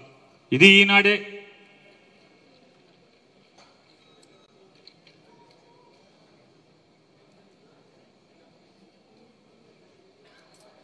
నేను అంటే ఈనాడు కోనే సెంటర్ పేరు మీద వచ్చింది. దాంట్లో నగరంలోని మాచవరంలో శ్రీశైలం సందర్భంగా ఉన్నాయని, సెంటు స్థలం విలువ పేదవాడికే తెలుసు. సమీపంలోని 33 నుంచి 40 వార్డుల్లో ఉన్న లబ్ధిదారులకు 3000 ఇళ్ల పట్టాలు పంచిపెట్టారు. దాంట్లో కమిషనర్ మొత్తం పెద్ద ఫోటో, జనము, అధికారులు ఉన్నారు. ఇది నేను ప్రభుత్వాన్ని లేదా రెవెన్యూ అధికారులను నేను గట్టిగా అడుగుతున్నాను, డిమాండ్ చేస్తున్నాను. ప్రతి సచివాలయంలో జగన్మోహన్ రెడ్డి గారి ప్రభుత్వంలో నవశకం అనేటువంటి వెబ్ పోర్టల్ ఉంది, వెబ్సైట్ ఉంది. దానిలో రాష్ట్రంలో ఉన్నటువంటి ఈ 30 లక్షల 31 లక్షల మంది, జగన్మోహన్ రెడ్డి గారు చెప్తున్నాడు కదా ఇళ్ళు లేని నిరుపేదలకు 30 లక్షల పైచీలకు మందికి ఇచ్చామని, వాళ్ళందరి అర్హుల జాబితా ఆ నవశకం లిస్టులో ఉంది. ఇవాళ కేంద్రీయ విద్యాలయం ఎదుర్కొన్నా ఉన్నటువంటి శ్మశానంలో నువ్వు మోసం చేసి ఓట్లు వేయించుకుని ఇల్లు తిరిగి పట్టా ఇస్తానని చెప్పి మోసం చేసి 5 ఏళ్లు పబ్బం గడుపుకుని వెళ్ళిపోతే 2019 తర్వాత దాన్ని ల్యాండ్ కన్వర్షన్ చేసి కౌన్సిల్ తీర్మానం చేసి, మా పిన్ని తీర్మానం చేసింది. మా పిన్నితో పాటు ఉన్నటువంటి 44 కార్పొరేటర్లు అందరూ కలిసి తీర్మానం చేశారు, ఏకగ్రీవ తీర్మానం. ఆ తీర్మానం ఎంఆర్ఓ ఆఫీస్ పంపించి అక్కడి నుంచి ఆర్డీఓ కలెక్టర్కి వెళ్ళిన తర్వాత collector land conversion, change of land use approval ఇచ్చిన తర్వాత దాన్ని పట్టా తయారు చేసి పంచిపెట్టడం జరిగింది. దేనికి? నీ నవశకంలో ప్రతి సచివాలయంలో ఎంక్రోచ్మెంట్ లిస్టుతో సహా ప్రతి పట్టా ఎందుకున్నాయి? వచ్చేవారు నిద్రపోస్తే కొంచెం కునికేసేయండి. ప్రతి పట్టాతో సహా ఎందుకు ఉంది? దొంగ పట్టాలు అయితే ఎందుకు అఫీషియల్గా నీ రెవెన్యూ రికార్డ్స్లో ప్రతి లబ్ధిదారుడి పేరు 20,000 పైచీలకు, మున్సిపాలిటీలో ఉన్న 20,000 పైచీలకు లబ్ధిదారులతో పాటుగా 819 ఎంక్రోచర్స్ లిస్టు కూడా ఎందుకు ఉంది? Regularisation of encroachment unobjectionable encroachments అనే ఒక నంబర్ ఇచ్చి ఎందుకు జరిగింది అని అడుగుతున్నా. ఎవడిచ్చాడు దొంగ పట్టాలు? ఎవడికేం అవసరం? నీ ఆఫీసులో ప్రింట్ అయ్యి వస్తాయి కదా, నీ ఆఫీసులో ప్రింట్ అయ్యి వచ్చి వాళ్ళే కదా ఇచ్చింది. ఇవాళ ఎంత కిరాతకంగా రాస్తాడంటే రామోజీరావు గారి కొడుకు కిట్టు పంచిపెట్టా అంట, కిట్టు కూడా ముద్దాయిగా చేయాలంట. పంచిందంతా మిగిలిపోయినాయని వాలంటీర్లు తీసుకెళ్లి పంచారు. ఎంఆర్ ఆఫీసులో ఎన్నికల కోడ్ వచ్చే ముందు రిజిస్ట్రేషన్ స్టార్ట్ చేశారు. మీకు గుర్తుంటే ఎవరైనా గుర్తులేదో లేదో. రిజిస్ట్రేషన్ ఆఫ్ అంటే ఎన్నికకి 10 సంవత్సరాలు అనుభవించిన తర్వాత నువ్వేవో దాన్ని అన్యాక్రాంతం చేయకుండా ఉంటే నీ సొంత ఆస్తి అవుతుంది అనే అగ్రిమెంట్ రిజిస్ట్రేషన్ కోసం అన్ని పట్టాలు రిజిస్టర్ ఆఫీస్కి వెళ్ళినాయి. ఈ 19,000 పట్టాలు కూడా రిజిస్టర్ ఆఫీస్కి పంపించారు. ఎంఆర్ ఆఫీస్ పంపిస్తే ఎంఆర్ఓ రిజిస్టారు కలిసి చేసినట్టున్నారు. అది కదా ఎలక్షన్ ముందు జరిగింది. ఎలక్షన్ కోడ్ వచ్చే ముందు హడావుడిగా ప్రభుత్వం రిజిస్ట్రేషన్ కదా చేసింది. అందరికి గుర్తే కదా, తెలియంది ఎవడికి. దాన్ని శివరామకృష్ణ గారు అని చెప్పని ఒక ఆర్డీఓ ఆఫీసులో పనిచేసేటువంటి అత్యంత లంచగొండి ఒకడు ఉన్నాడు, భయంకరమైన లంచగొండి. అప్పుడున్న అధికారులకు చెప్పా, ఈడే మీకు లంచాలు అలవాటు చేసి మీకు గోతులు తీస్తున్నాడని అప్పుడున్న ఆర్డీఓ కూడా చెప్పాను. వాడు తప్పుడు సమాచారం ఇళ్ళకిచ్చి ఆడిని వీళ్ళని రెచ్చగొట్టి పంపించి ఆఫీసుల దగ్గర ధర్నా చేసి తప్పుడు వార్తల్ని ఈనాడు జ్యోతిలో రాయించి ఆడుప్పుడు కొల్లు రవీంద్ర పంచన చేరి లంచాలు బ్రోకరేజ్ చేశాడు. ఎవడే అంటే ఆ శివరామకృష్ణ గాడే ఇవాళ ఆర్డీఓ ఆఫీసులో పనిచేసి వచ్చినటువంటి. వాళ్ళ తరపున లంచాలు తిని ఏజెంట్గా పనిచేసి కొల్లు రవీంద్ర తరపున లంచాలు తిని నెలవారీ డబ్బులు తీసుకుని లంచగొండిగా ఏజెంట్గా పనిచేసిన ఆడే ఇవాళ శివరామకృష్ణ గాడే మంత్రి దగ్గర బ్రోకర్గా పనిచేస్తున్నాడు కొల్లు రవీంద్ర దగ్గర. ఇతను పరాకాష్ట మీకు చెప్తాను. మీరు ఏ కార్యకర్తనన్నా వీణ తీగ లేదా గిటార్ తీగని తిగ్గుమరి ఇట్లా మోగితే ఎట్లా మోగుద్దో నువ్వు ఏ టీడీపీ నాయకుడిని కార్యకర్తని ఇట్లా ఇట్లా ఇట్లా అన్నదాలు పుంకాలుగా ఈ కొల్లు రవీంద్ర అవినీతి భాగవతం అంతా కూడా బయట పెడుతున్నారు. ప్రతి ఒక్కడు ఆడియడం లేదు. నీకు వాళ్ళ గతి అంటే చెప్తున్నాను. మున్సిపాలిటీలో 70 లక్షలకి ఒక పెద్ద నాయకుడుగా పోజు కొడుతుంటాడు. మన రోజు బూతులు తిడతా ఉంటాడు. మున్సిపాలిటీలో పెద్ద పదవి కూడా ఎలగబెట్టాడు. అతను వర్క్ తీసుకున్నాడు.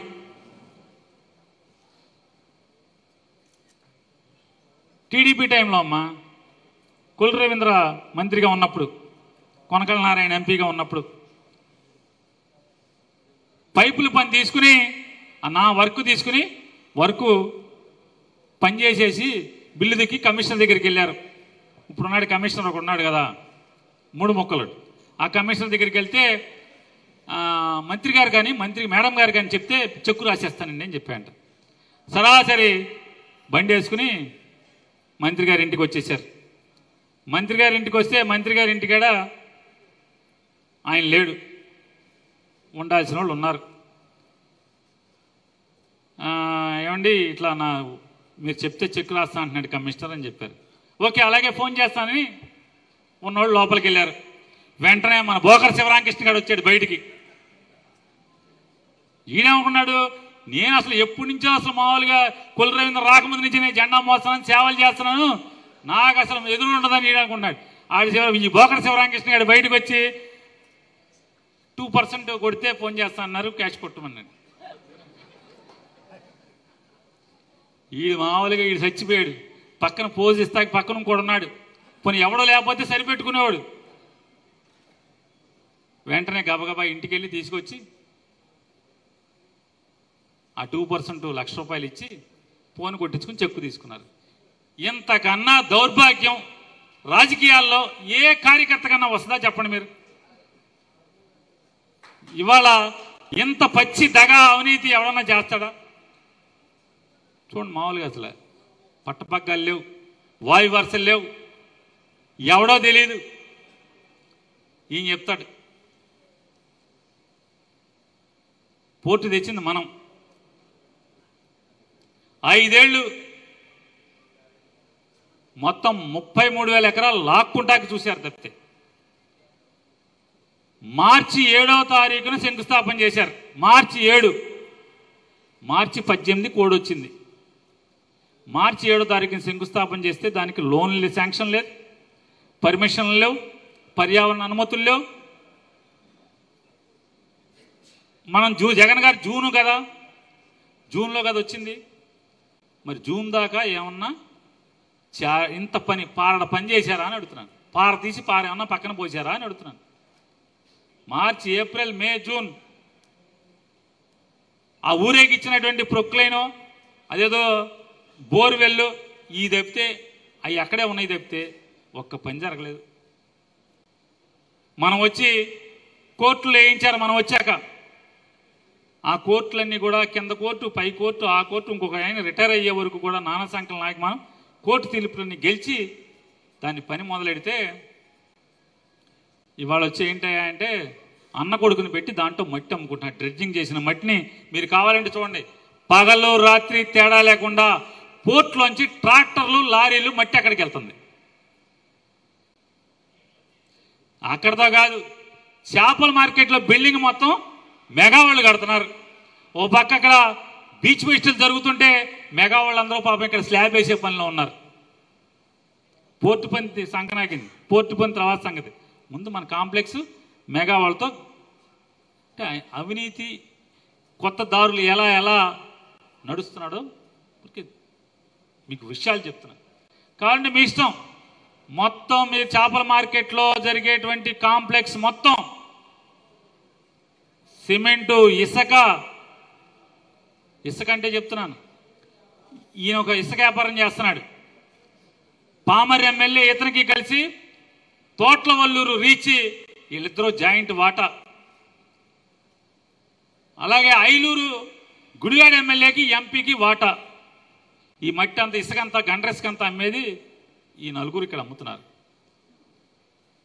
సంవత్సరానికి 2 కోట్ల రూపాయలు చెల్లిస్తూ 600 పైచీలకు ఎకరం 25 లక్షలు పెట్టి కొన్నటువంటి ముడా భూములన్నీ కూడా పాతాళానికి తవ్వి మట్టి అమ్ముతున్నటువంటి వాలిశెట్టి నాంచారయ్య మనవడు సంవత్సరానికి 2 కోట్ల రూపాయలు. అతను తప్పితే మట్టి ఎవడు అమ్మకూడదు బందర్లో. ఇది నిజమా కాదా మీరే చెప్పండి. అవునా కాదా? అతను సంవత్సరానికి 2 కోట్లు కడతమే కాకుండా రోజు సాయంత్రానికి తోట్ల వల్లూరు ఇసుక రీచ్కి వెళ్ళి 5 లక్షల రూపాయలు తెచ్చి ఇంట్లో ఇచ్చేటువంటి బాధ్యత అతనిది. రోజు 5 లక్షల రూపాయలు తోట్ల వల్లూరు నుంచి ఎమ్మెల్యే, పామర్ ఎమ్మెల్యేకి సగం, ఇతనికి సగం. దగ్గర 250 నుంచి 300 లారీలు గండ్రెస్కి అమ్ముతున్నారు. ఐలూరులో గుడివాడకి, పార్లమెంట్కి చెరసగం, చెరొక 1.5 లక్ష సాయంత్రానికి క్యాష్ పట్టుకెళ్తున్నారు. అది కాకుండా పోర్టు నిర్మాణానికి మొత్తం కూడా గండ్రెస్కి అంతా కూడా ఐలూరు నుంచే వస్తుంది. అది పార్లమెంట్ అమ్ముద్ది వాళ్ళకి. అంటే అంతా వ్యాపారమే. ఇది చాలదన్నట్టు ఇప్పుడు తోట్ల వల్లూరు ఇసుక రీచి టెండర్ పిలిపించి దాన్ని తవ్వే బాధ్యతను కూడా తనే తీసుకుని తన మనిషికి ఇప్పించుకుని, మొన్న ఈ మధ్య చూసుంటారు జేసీబీలు, నాంచారి గారు మనవడు జేసీబీలు కొంటాడు, అంటే కొన్నట్టు యాక్షన్ చేస్తారు. ఆ కొత్త జేసీబీలన్నీ కూడా ఒకటి 10 లక్షలు, 30 లక్షలు 10 జేసీబీలు కొన్నట్టున్నారు. ఆ 10 జేసీబీలు ఎక్కి ఓపెనింగ్ చేస్తాడు. మీరు ఈ మధ్య ఫోటో కానీ వీడియో అని చూసుంటారు. ఈ మధ్య 10 రోజుల క్రితమే తోట ఏది దీన్ని లంకపల్లి నదిలో, కృష్ణానదిలో పెట్టి తవ్వటాకి. మళ్ళీ బయట వాడికైతే అద్దె కట్టాలి కదా, బయట జేసీబీ పెట్టుకుంటే అద్దె కట్టాలి కదా. ఇది ఇక అది ఇది అని లెక్కలేదు, అది ఇది అని లెక్కలేదు.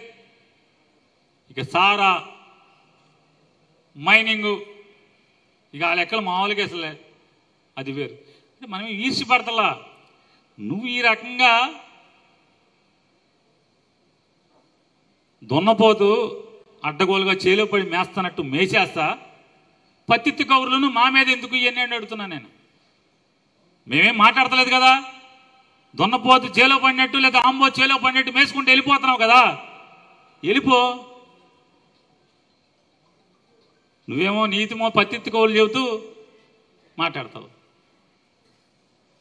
ఏ అంటే అద్దు పొద్దు లేని అధికారం మదమా అని అడుగుతున్నాను నేను.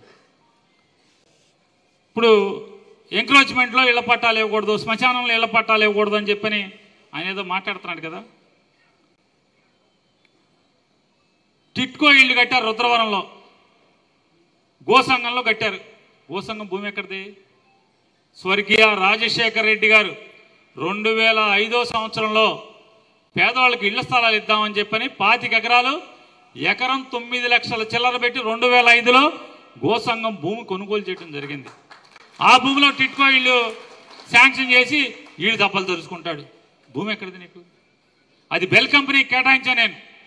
మనకి పేదవాళ్ళకి ఇళ్ళ కంటే కూడా బెల్ కంపెనీ బందర్లో ఉండటం అవసరం అని చెప్పని నేను 2012 ఆ టైంలో ఆ బెల్ కంపెనీగా చెప్తే కుల రవీంద్రతో తిరిగేవాడితో ఒకటితో కోర్టులో వేయించి దాన్ని ఆపి, అది ఎలక్షన్స్ అయిపోగానే కోర్టు కలెక్టర్ ఇష్టం, దాన్ని ఇళ్ల పట్టాలకు పంచుతాడా లేదా బెల్ కంపెనీకి ఇస్తాడా, ఏం చేసినా కలెక్టర్ ఇష్టం అని చెప్పిన హైకోర్టు తీర్పిస్తే దాన్ని తీసుకెళ్ళి బందర్ నుంచి పారదోలినటువంటి గొప్ప పోటుగాడు ఎవడయ్యా అంటే ఇతను.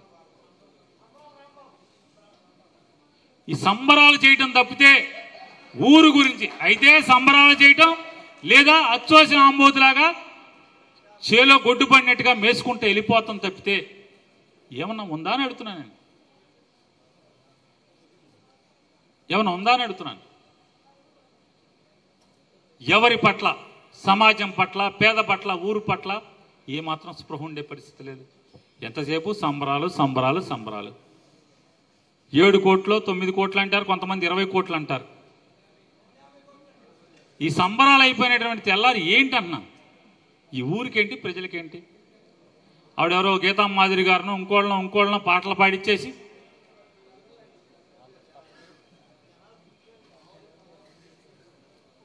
అయిపోయింది. టిట్కో ఇళ్ళు ఉన్నాయి కదా, రుద్రవరం టిట్కో ఏంటో తెలుసా అంటే భూమి గోసంఘం చెప్పాను. రుద్రవరం టిట్కో ఏంటో తెలుసా? రుద్రవరం టిట్కో కట్టి ఇల్లు కట్టినటువంటి భూమి మురుగు కాలం పోరంబోకు, డ్రైనేజ్ పోరంబోకు స్థలం. అది కావాలంటే ఇక్కడ రుద్రవరం వాళ్ళు ఉన్నారు, ఎవరన్నా కావాలంటే వాళ్ళని అడగచ్చు. మీరు రుద్రవరం పంచాయతీ నుంచి ఎవరన్నా వచ్చి ఉంటే వాళ్ళని అడగండి. ఆ టిట్కో ఇళ్ళు డ్రైనేజ్ పోరంబోకు. ఆ డ్రైనేజ్ పోరంబోకు ఎలా టిట్కో ఇల్లు కట్టావు? ఎలా? అప్పుడున్న తహసీల్దార్తో, సర్వేయర్తో, తహసీల్దార్ శ్రీనివాసు కుల రవీంద్ర ఇంటి పక్కన ఉంటాడు, డిప్యూటీ తహసీల్దారు సుభాష్ కలెక్టరేట్లో ఉన్నాడు, ఇప్పుడు నీకు సలహాదారుడిగా ఉన్నాడు, సర్వేయర్ ఇప్పుడు టౌన్ సర్వేయర్గా ఉన్నాడు. మీరందరూ ఇప్పుడు ఎవడన్నా ఒక్కడ కాగితం పెడితే కోర్టుకు వేస్తే ఆ టిట్కో ఇళ్ళు మొత్తం బద్దలు కొట్టాలి కదా. పేదవాళ్ళ కష్టార్జితం కదా అది. మరి ఎందుకు ఆ తప్పుడు రికార్డు తీసావని నాకు తెలిసినా కూడా నేను ఎందుకు మాట్లాడలేదు? సరే ఎవడొకటి సామని పేదవాళ్ళకి ఏదో జరుగుతుందిలే అని చెప్పని ఈరోజు దాకా నోరెప్పలేదు. నువ్వు అంటున్నావు కదా పేదోడు ఆక్రమించుకుని 25-30 సంవత్సరాలుగా 40 సంవత్సరాలుగా ఉంటుంది, దానికి ఏ ఆధారం ఇవ్వకూడదని. మరి వాళ్ళు ఏంటని అడుగుతున్నాను. వాళ్ళ టిట్కో ఇళ్ళు ఒక్క డాబా నిలబడుతుందా అంటున్నా. కోర్టుకు వేస్తే ఎవరన్నా ఒక్క డాబా. మరి ఆ తహసీల్దార్ రేపు మన ప్రభుత్వం వచ్చిన తర్వాత ఆ తహసీల్దారు నేను సంతకం పెట్టలేదని చెప్పడా బతికుంటే? ఆ డిప్యూటీ తహసీల్దార్ నేను సంతకం పెట్టలేదని స్టేట్మెంట్ ఇవ్వడా అని అడుగుతున్నాను.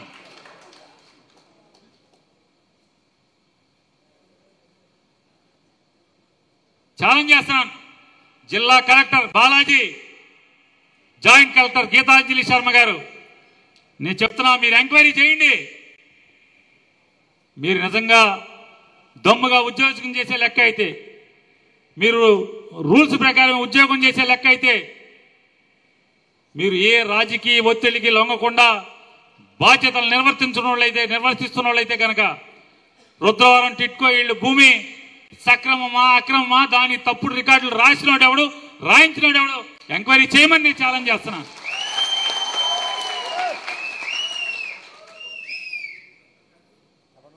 ఇవాళ దాని రికార్డు ఇది ఎఫ్ఎంబి, ఇదిగో అడంగల్,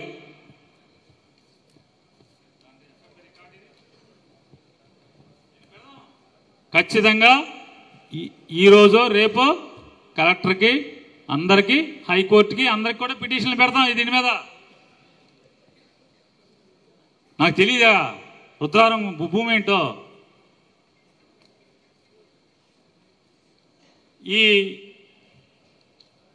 ఇది RSR దాఖలా.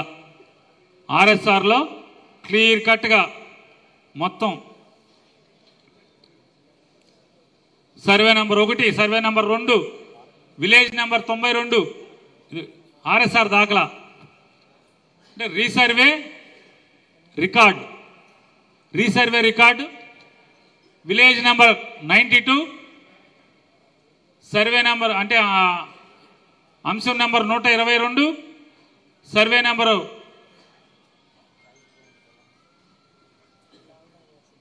122 G3, 122 G4, 122 G4, 123, 122 G1, 124, 125, 126, 127, 128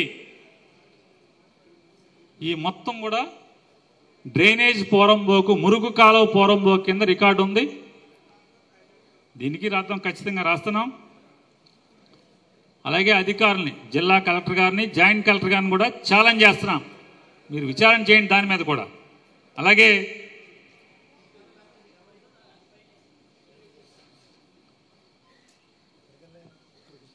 ఇవాళ ఆంధ్రజ్యోతి వాడు రాస్తాడు, ఇవాళ మన కార్యకర్తల మీటింగ్ పెట్టామనగానే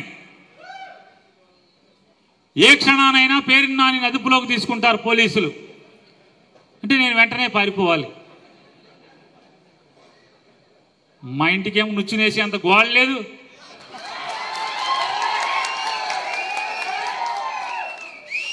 ఆ నిచ్చునెక్కి అవతలం ఇంకో నుచ్చునేసి దిగి ఎవడో కారుకి తుని దగ్గర దొరికిపోయేటువంటి అలవాటు లేదు.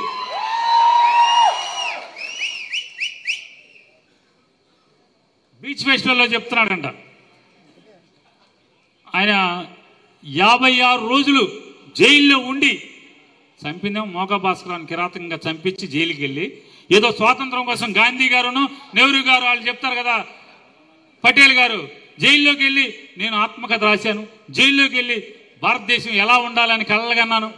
నెహ్రూ గారు లేని ఉత్తరాలు రాసేవాడు ఇందిరాగాంధీకి, నా దేశం బ్రిటిష్ వాళ్ళని తోలేశాక ఇలా ఉండాలని కోరుకుంటున్నాను, లేకపోతే స్వాతంత్రం వచ్చిన తర్వాత ఇలా ఉండాలి, ఈ భారతదేశాన్ని ఇలా తీర్చిదిద్దాలి. ఆయనంట జైల్లో కూర్చునంట కాదు ఈ సంబరాలు ఎలా చేయాలి, బీచ్ ఫెస్టివల్ ఎలా చేయాలి, ఈ అక్కడ కూర్చుని కళ్ళగన్నాడంట. ఆ కళ్ళ లేదు, అయ్యి లేదు, మొత్తం ఎలా కొట్టాలి, ఎన్ని కూడా కొత్త పద్నాలు ఎట్లా వెళ్ళాలి, చిలక కొట్టుడు ఎట్లా కొట్టాలని 56 రోజులు లెక్కెట్టి పుస్తకం రాసుకున్నాడు. చెప్తే నేను ఇంకోటి కూడా చెప్తున్నా, ఇతను కడుపు నింపుకుంటా లంచ కొట్టుడు కొడుతున్నా అంటే అర్థం లేదు. అతను పిల్లల సరిపడా సంపాదించుకుంటున్నాడు అంటే సరే సామాన్య లేవే అనుకోవచ్చు. ఇంకొక 50 తరాలు కూడా కూర్చుని తిన్నా తరగనంతగా సంపాదించుకుంటూ కార్యకర్తలు వెళ్తుంటే ఏ ఉద్యోగమైనా సరే అమ్మటమే, ఏ ఉద్యోగమైనా అమ్మటమే. ఎవడ కార్యకర్తకి వెళ్ళినా కూడా ఇది నీకు అనవసరం, నువ్వు మాట్లాడబాకు అంటే పేదవాడి ఆకలి కూడా తెలియదు. ఎందుకు తెలియదు అంటున్నానంటే బందర్లో ఉన్నటువంటి బడ్డీ కొట్లన్నీ కొట్టేశారు కదా ఇష్టారాజ్యంగా. పొద్దున్నే తెల్లారుజామున పురకలేని రావటం, కొట్టేయటం. నేను అడుగుతున్నాను, ఇసుమంతన్నా ఆ బడ్డీ కొట్టు మీద ఎంతమంది ఆధారపడి రోజు జీవనం అన్నం తింటున్నారు అనేటువంటి స్పృహ లేనోడు నిజంగా ఒక రాజకీయ నాయకుడా అని నేను ప్రశ్నిస్తున్నాను. కొన్ని బడ్డీ కొట్లు కొట్టావు, ఎందుకు కొట్టావు? ఒకటి రాస్తాడు ఈనాడు జ్యోతాడు మురుక్కాలలో కట్టేస్తాడు. ఈయన మురుక్కాలు మరి ₹1 ఇంతవరకు శాంక్షన్ లేదు. ఇక్కడి నుంచి ప్రాజెక్ట్ రిపోర్ట్ వెళ్ళలేదు. ఢిల్లీ నుంచి డబ్బులు వస్తాయండి. ఎక్కడి నుంచి వస్తారు? ఢిల్లీ నుంచి డబ్బులు. మోడీ అన్న అమాయకుడు ఢిల్లీ నుంచి డబ్బులు రావటానికి. అంటే ఒక్క నయా పైసా శాంక్షన్ లేకుండా, ప్రాజెక్ట్ రిపోర్ట్ తయారు చేయకుండా, ఎందుకు కొట్టాడో కూడా అర్థం లేకుండా, అంటే పేదోళ్ళు కనపడకూడదనేటువంటి దుర్బుద్ధితో కొడతాం తప్పితే ఏముంది? పోనీ కొట్టావు, అయ్యనా బాగు చేసావా? ఒక్కటి బాగు చేయలేదు. బాగు చేయలేసారు కదా. నీ వార్డు డివిజన్ ఇన్ఛార్జ్ ఎవడున్నాడు? కార్పొరేటర్ మావాడు బతికుంటాడు. జనం ఓట్లేసిన కార్పొరేటర్ బతికి తిరుగుతూ ఉంటాడు వార్డులో. వీడు ఒక ఇన్ఛార్జిని పెట్టుకుంటాడు. ఆడికి లంచం కొడితే వెంటనే మళ్ళీ బడ్డీ పెట్టేసుకోవచ్చు. ఎన్ని బడ్డీలు అలా ఉన్నాయి? కొత్తగా మళ్ళీ ఎన్ని బడ్డీలు వచ్చినాయి? ఊరంతా కొడతాడంట. మురుక్కాలం ఏమో రోజు తీయాలి, సాపీకి వెళ్ళాలని చెప్తాడు. జవారుపేట సెంటర్ నుంచి ఉల్లింగపాలెం సెంటర్ దాకా ఎందుకు కొడతలేదు అని అంటున్నాను. నీ ఇంటి ముందు ఎందుకు కొట్టమని అడుగుతున్నాను. మొత్తం బిల్డేసి ఉన్నాయి కదా, టైల్స్ వేసి, మరి కాలువెట్ట తీస్తారు? కాలువెట్ట తీస్తారా అని అడుగుతున్నాను. మరి మీ ఇంటి ముందు ఎందుకు కొట్టమని అడుగుతున్నాను. వాళ్ళకి సంబంధించిన మనుషులుంటే కొట్టరు. ఒకరోజు నోబెల్ కాలేజీ ముందు పెట్టారు. ఇక్కడి నుంచి గాంధీ గారి బొమ్మ దాకా, నిర్మలా స్కూల్ సెంటర్ దాకా కొట్టేస్తా ఉన్నారు. ఈలోపు ఎవడో లోకేష్కి ఫోన్ చేయించాడు.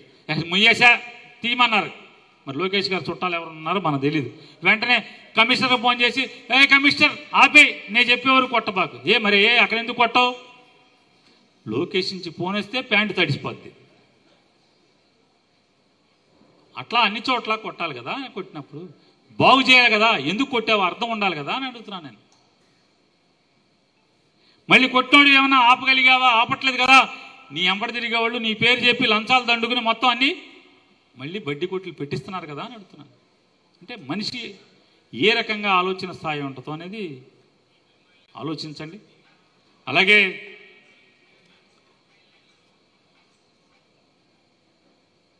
మీ అందరి సమక్షంలో మీ అందరినీ కూడా చెప్తున్నాను, వాస్తవాలు జరిగినాయి. ఈ ప్రభుత్వాన్ని, పోలీస్ వ్యవస్థని కూడా నేను గట్టిగా డిమాండ్ చేస్తున్నాను. నే చెప్పేది అబద్ధాలా నిజాలా? మనందరం మీరు ధైర్యంగా ఉండండి.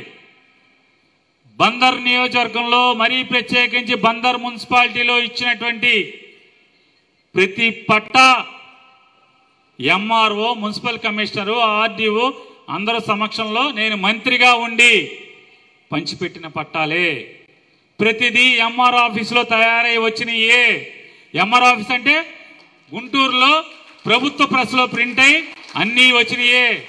సచివాలయం దగ్గర నుంచి ప్రతి చోట నవశకం పోర్టల్లో ప్రతి పేరు ఉన్నదానికి మాత్రమే పట్టా ఇవ్వటం జరిగింది.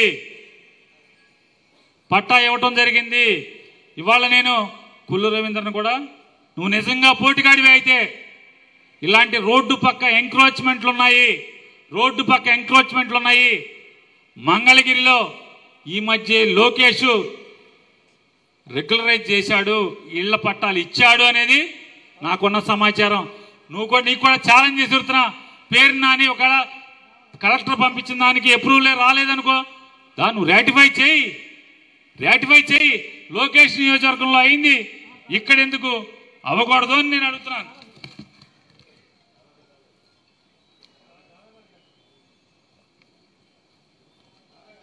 ఇంకోటి ఏంటంటే కొల్లు రవీంద్ర ఎట్లా ఉంటుందని చెప్తాను. అతను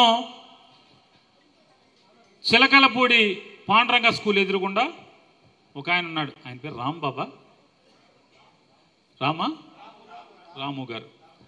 ఆయనకి సుమారుగా ఒక 30 ఏళ్ల నుంచి పెద్ద ఇల్లు వేసుకుని ఉన్నాడు. పెద్ద ఇల్లు. దానికి 4 పేర్ల మీద పట్టా ఇచ్చి Kollu Ravindra పంచిపెట్టాడు. Naradamuni tahsildar, Subhash deputy tahsildar, Venkateswararao surveyor.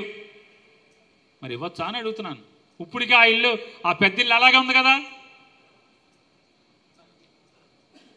భూమినేమో conversion చేయించింది నేను. నువ్వు అలా ఒక ఇల్లు ఉంటే ఇవ్వటా కుదరదయా అని చెప్పాను నవీన్ మెట్ల గారు కలెక్టరు. నేను ఎమ్మెల్యేగా ఉన్నాను. ఆ భూమిలో మళ్ళీ లోకేష్ ఒక పట్టా పంచి పెడతావు.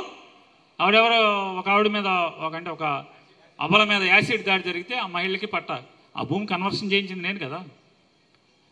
మళ్ళీ ఇంకొక ఎవరు కార్యకర్త కూడా ఇచ్చినట్టారు ఆ అమ్మాయికి కాకుండా.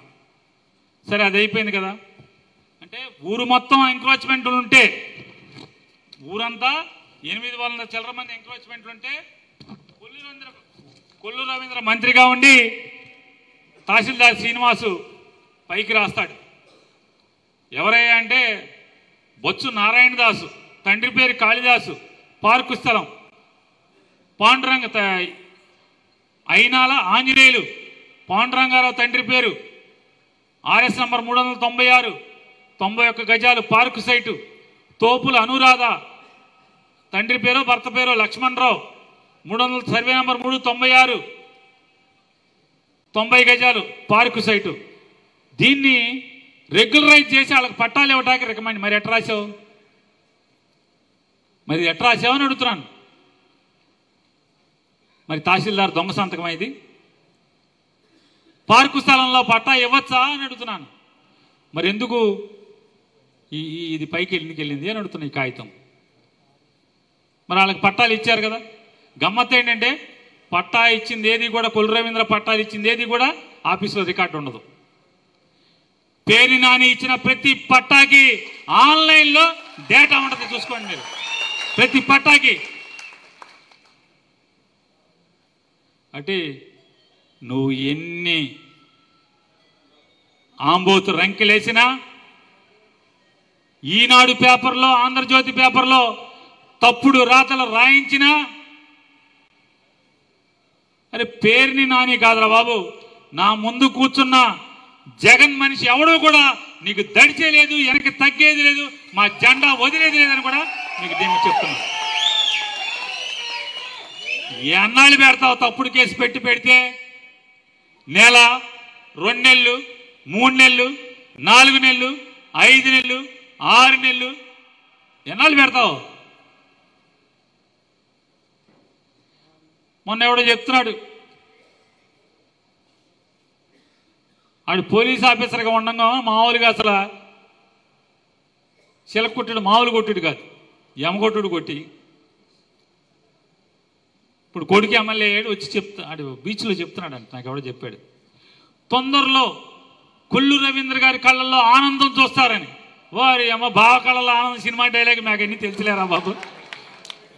నేను జైల్లోకి వెళ్తే ఆడి ఆనందం అంటే ప్రజలకి, అంటే పోర్టు మనం తెచ్చిన పోర్టు నేను తెచ్చానని చెప్పుకున్నా అది నిజాయితీ కాదు కాబట్టి కళ్ళలో ఆనందం లేదు. మనం తెచ్చిన ఫిషింగ్ హార్బరు నేను తెచ్చానని చెప్పుకుంటున్నాడు కాబట్టి సిగ్గు లేకుండా దానికి కళ్ళలో ఆనందం ఉండదు. మోసవరంలో మొన్న ట్యాంక్ ఓపెన్ చేస్తా, అది మనం కట్టించిన ట్యాంకు, మనం శాంక్షన్ చేసి, మన టెండర్ పిలిచి మనం పూర్తి చేయించినటువంటి ట్యాంకు కాబట్టి అది ఓపెన్ చేస్తా కూడా కళ్ళలో ఆనందం ఉండదు. ఎందుకని? ఏ పని తను చేసింది కాదు కాబట్టి. నన్ను అరెస్ట్ చేసి జైల్లో వేస్తే మాత్రమే ఈ కళ్ళల్లో ఆనందం వస్తుందని చెప్పి ఆడెవడితో చెప్పించుకుంటున్నాడు. కాబట్టి మీరు ఇక్కడికి వచ్చి జగన్ అంటే పడి తెచ్చే మీకు కానీ, లేదా బందర్లో పేరుని నాని జగను అనేవాళ్ళని ఇష్టపడేవాళ్ళు కానీ, లేదా ఏ అభిప్రాయం లేకుండా గాలి ఎటు ఉంటే అటు అభిప్రాయం తీసుకునేటువంటి పెద్దలు కానీ అందరికీ నేను, లేదా నన్ను ద్వేషించే నా అభిమానులకు కానీ అందరికీ ఒకటే చెప్తున్నా, పేరుని నాని అనేవాడు జీవితంలో పుట్టిన తర్వాత ఈ రోజు దాకా కూడా పాపపు సొమ్ము ఇంట్లోకి నా గడప లోపలికి తీసుకెళ్లేదనేది ఛాలెంజ్ చేసి చెప్తున్నాను. అదొకటే కాదు స్వార్థం కోసం, అవసరం కోసము ఎటువంటి తప్పుడు పని ఏ అధికారితో కూడా చేయించలేదనేది కూడా మీ అందరికీ విజ్ఞప్తి చేస్తున్నాను. కాబట్టి మీ అందరికీ నా మనుషులుగా, నన్ను మీ అన్నగా, మీ తమ్ముడుగా, లేకపోతే మీ తండ్రిగా, మీ బాబాయిగా, మీ గురువుగా నన్ను ప్రేమిస్తున్న ప్రతి ఒక్కరికి చెప్తాను, పేరుని నాని అనేవాడు ఇంతకు వరకు కానీ లేదా చచ్చే వరకు కానీ పొరపాటును కూడా తప్పు చేయడు అనేది కూడా మీరు ధైర్యంగా ఉండమని చెప్పని, నమ్మకంగా ఉండమని చెప్తూ, ఏం పెట్టుకున్నా, ఏం కేసు నువ్వు తప్పుడు కేసు పెట్టినా, ఏం చేసినా ఎదుర్కొంటాకి సిద్ధంగా ఉన్నాడు పేర్ని నాని అని చెప్తూ మరొకసారి చెప్తున్నా, కొల్లు రవీంద్ర వెయిటింగ్ నాని, పేర్ని నాని వెయిటింగ్.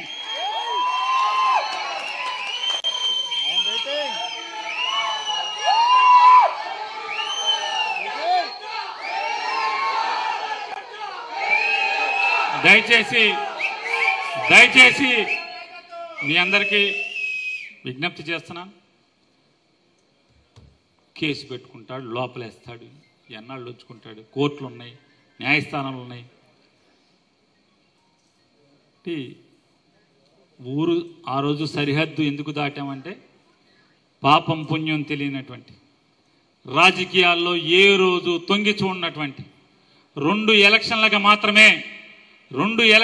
మాత్రమే ఇల్లు తిరిగి భార్యగా ఓటడిగిన పాపం తప్పితే ఏ రోజు పాపపు పని చేయకుండా సంపూర్ణమైనటువంటి గృహిణిగా నన్ను నమ్ముకుని ఇన్నేళ్ళు కష్టమో సుఖమో నాతో జీవిస్తున్నటువంటి నా అర్ధాంగిని జైలుకి వెళ్ళకూడదనే ఆ రోజు ఊరు దాటాం భార్యను తీసుకుని తప్పితే, నేనా పేర్ని కృష్ణమూర్తి కిట్టునా పొరపాటున సరిహద్దు లేదు.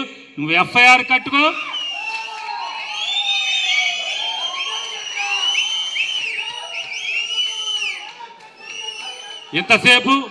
ఎంతసేపు మీరు